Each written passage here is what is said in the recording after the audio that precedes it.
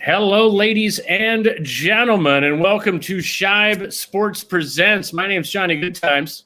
I'm Reef. And we are excited to be sitting down with a legend in his own right, as well as the son of a legend. Please welcome to the show, Mr. Upton Bell. Upton Bell, welcome to the show, sir. No applause need apply. Absolutely. Great to be on the show. And I will tell you this, Shibe, your company, my boyhood, my youth was spent at Shibe Park. And without Shibe letting Bert Bell leave Municipal Stadium when there were no people showing up and 100,000 empty seats, if he didn't allow him to come and bring the Eagles to Shibe Park, that would be the beginning of no Eagles. I've heard that. Tell us a little bit more about the Shibe Park. What was it like going there when you were a child? It was amazing because in those days, unlike today, my father was as big into baseball as he was into football. And through going to there all the time, I sat in the dugout with Connie Mack. I saw the athletic teams. I was there for the Phillies' first World Series in 1950, the opening game. I was out with the baseball players as well as the football players. I was there in 1948, the famous snow game. That was the first actual NFL broadcast and TV cast. And saw my father, the commissioner of football, Bert Bell, push the tarp off the field with everybody else. Now, if you can imagine Goodell or Tagliabue or even Pete doing that, but that's the way it was. And I've got to tell you guys, I'm really into today. I've got 3 TV sets. I watch everything. I understand the game. But boy, are people today really missing out on the fun that it was then, even though it was a great struggle. It was. I mean, here I am. I'm soon to be 84 years old. I work out 2 hours a day. I still play touch football. I play basketball. I do everything. And the reason is, growing up, I was always around players, whether it was baseball players, football players. Eddie Gottlieb, who owned the Warriors. I went to basketball games. I played with the players. It was just an amazing feeling. And I want to get that over to your audience, that I'm very much with today. But I will tell you, I just really wonder, with all of the money and all of the sports, do people really enjoy it? I don't know. You guys can answer that. Your audience can answer that. Right. Yeah. I think that, yeah, I mean, I think the ratings show that people still enjoy it. I find it interesting because I think sometimes we just take it for granted that things ended up here, right? Like it's a $9 billion a year industry, and that's just the way it was sort of predestined to be.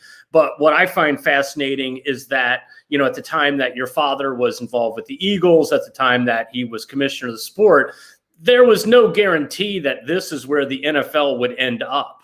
It took a lot of really smart decision making, and it took a lot of luck, quite frankly, and it took all those elements put together for the NFL to end up here. It didn't just magically appear as a $9 billion a year industry. It took a lot of innovation. It took a lot of it took a lot of things going right, and it just took a lot of smart guys like your father to make that happen. And I know that one of the big things that he was responsible for was he was essentially the father of the NFL draft, which first took place in Philadelphia. Isn't that correct? Everything really around the NFL, and you are correct on that, really kind of started in Philadelphia. It's like Independence Hall.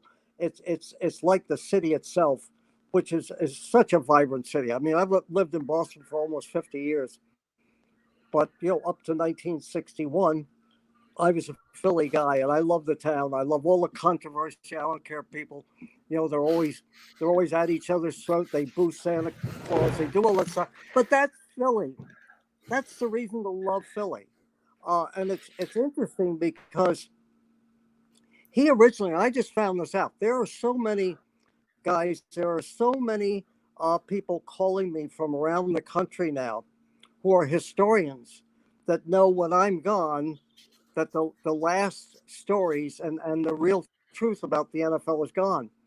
And it's interesting to hear, like you guys, their fascination with it. This is something I didn't know. And I will recommend some great guests for you, too.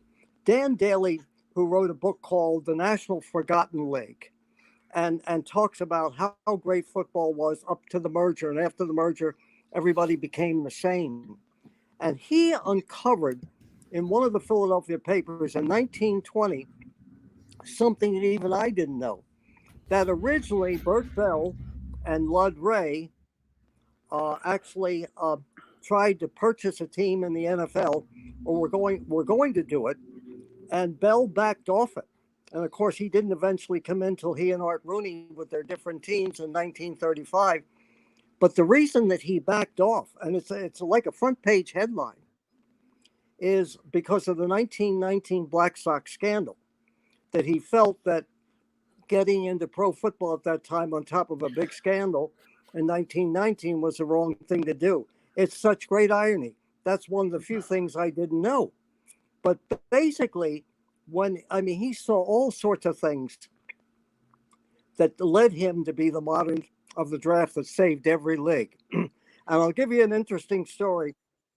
Also, around 1934, 33, 34, he looked around and he was playing at Municipal Stadium right through to the 40s until he went to Shibe Park. And basically, he was due to play this one weekend when it was going to be rainy and play the Brooklyn Dodgers. The Brooklyn Dodgers had a team in the NFL at that time. It was owned by Dan Topping, who later on owned the New York Yankees. And so my father called Topping. In those days, you could actually cancel a game by making an excuse it was going to rain. And so my father called him and said, listen, I haven't sold a damn ticket. He said, let's call the game off. And Topping says, we're not calling the goddamn game off. He said, I am engaged to Sonia Henney, remember the Olympics skating star. And he said, I promised her a football game. I don't care what the hell you promised. We have no tickets sold. There's 100,000 seats here. And so Topping on Broad Street. And I don't know, it's probably not there, still there, but one of the most famous restaurants was called Lou Tendler's. Oh, sure. Tendler's restaurant, everybody went to. It was like Toots Shores in New York. Right. And Tendler was a great friend of my father, so he had everything there. So he said, meet me at Lou Tendler's. Now, luckily enough, it was either Art Daly or Red Smith happened to go along. In those days, the writers travel with the team. Unlike today, they don't want you around. And he was there. And here's the exchange. My father says to him, listen, we really need to call this game off. He said, I'll tell you what I'll do, Bert. Let's flip a coin. Imagine this. Let's flip a coin. If you win, the game's called off. If you lose, we still play the game. And my father, instead of taking the chance, just said, no, I can't do that. It's not the right thing to do. So they played the game. And it's funny, I got a call from Ken Belson in the New York Times about 2 years ago. He said, I'm researching to see during the pandemic and people not being in the stands, who had the least amount of fans in pro football history. And I said, my father had 100,000 empty seats and everybody sitting up in the press box and eating his hot dogs. He searched for like 6 months to find that picture. He did find a story about the game, and I don't know who the hell they were, that actually 1,000 fans showed up. Can you imagine in that mausoleum what it was like? But those stories, I mean, you think again about Philadelphia. The first draft was held on Broad Street, not far from Tendler's, and my father's father hotel. The great coin flip that didn't come off held in Lou Tendler's, Municipal Stadium. Just think of Broad Street. Right. I mean, it was a dominant place for hotels and everything else. And then you go to Shibe Park, which was completely different. But I mean, I will tell you, and I know we're going to get into a lot of things, but I will tell you that I met more characters, rich men, poor men, gangsters. I mean, characters. You're never going to get that again. You know, it's Hmm. everything's out there. You know, Right. I mean, it's almost too much information, but that's just a touch of what it was all about. Yeah, it's funny because the Lou Tendler, we actually did a T-shirt of Lou Tendler's restaurant a few years ago, and just a couple of years ago, they were doing some construction on Broad Street, and they tore down a building that was next door to where Lou Tendler's was, and the old ghost sign was there. So the old Lou Tendler's sign, I don't know if you remember this, Reef, but a couple years ago on Broad near the store, actually, because Tendler's was just a couple blocks from where we're located now. And you could see the old sign where it had been on the restaurant for a few months before they built the new building right next to it. So I know that was an iconic spot in Philly where, like you said, Upton, that you could find the best Philly athletes there. You could find actors from New York that were in town to perform. You could find gangsters. You just had this whole cross section of the entire city hanging out at the same bar. Well, yeah, and the thing is, I remember after games at Shibe Park that my father, I mean, today they don't even want to recognize each other. My father would meet the umpires, the baseball umpires. And, games then weren't over. I think we lost them. Yeah, I think so. All right, folks. Well, hang tight with us for a minute. We'll see if he hops back on. I think he was just getting started. Reef. He loves telling stories. I've listened to some of his other interviews, so hopefully we'll have him back on in just a few moments. Very interesting fellow. Yeah, it looks like he's getting ready to hop back on now. So we'll get ready to add him back. Here we go. All right, I think we got you back. Something cut out. That's all right. It happens to all of us. In the middle of saying that. Okay, story of life. So, he would meet the umpires there, and one of the people that I always remember was Cal Hubbard, who was the only person to be in both the Pro Football Hall of Fame and the Baseball Hall of Fame. He was the lead umpire. We would sit there. I was 9, 10 years old. We would sit there till 2:00 in the morning. That's why I hardly ever sleep. I never used to go into bed early. And so all of those people that you were talking about, there was great loyalty. Now, I know Philadelphia has great restaurants all over the place, but there was great loyalty then. There was another place that you guys might not know about that I've got to tell you about this guy because he's in my book. It was called the 1614 Club, and it was right around the corner from the Warwick Hotel. Warwick Hotel still there? Yes. It's still there? Yes, sir. Well, it was owned by a guy by the name of Footsie Stein. And the reason that they called him Footsie is that he had a boot. And he either had a derringer or a knife in the boot. And anybody give him any crap, he'd start to open up the boot.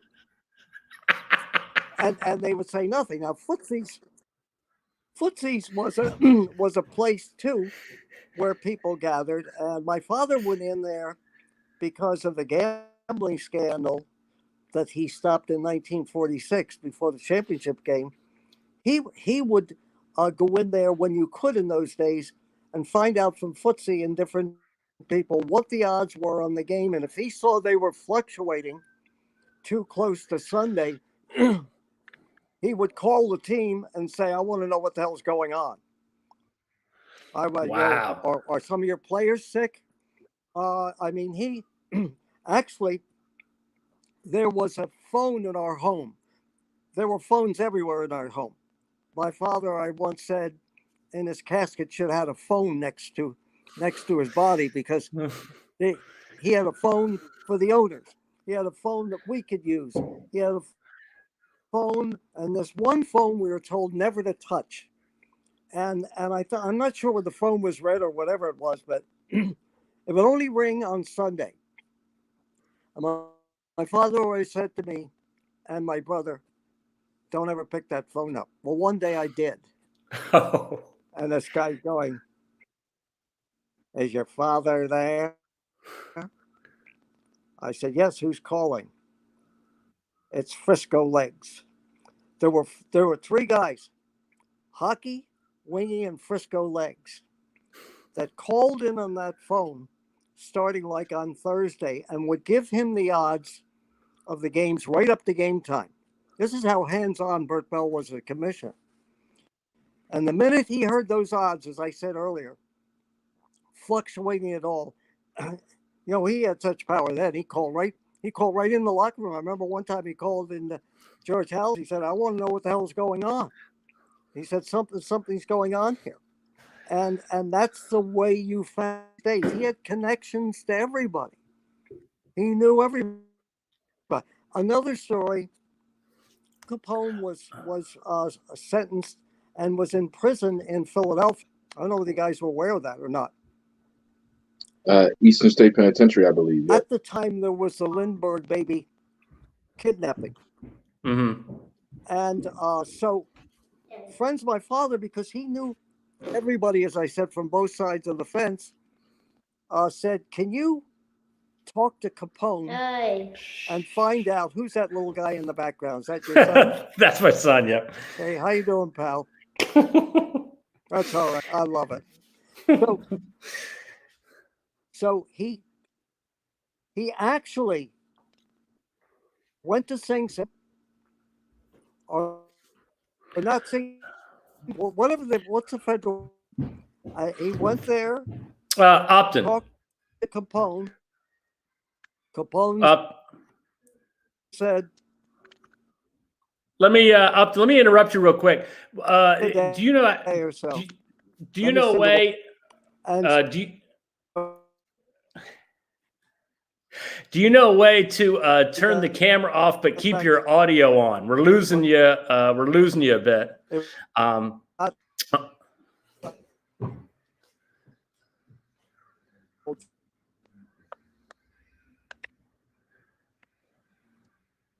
So we'll see if we can get Upton back here in a minute. Upton, I don't know if you heard me, but if you can, see if there's a way you can turn your camera off but leave your audio on. I think you're freezing up a bit on us.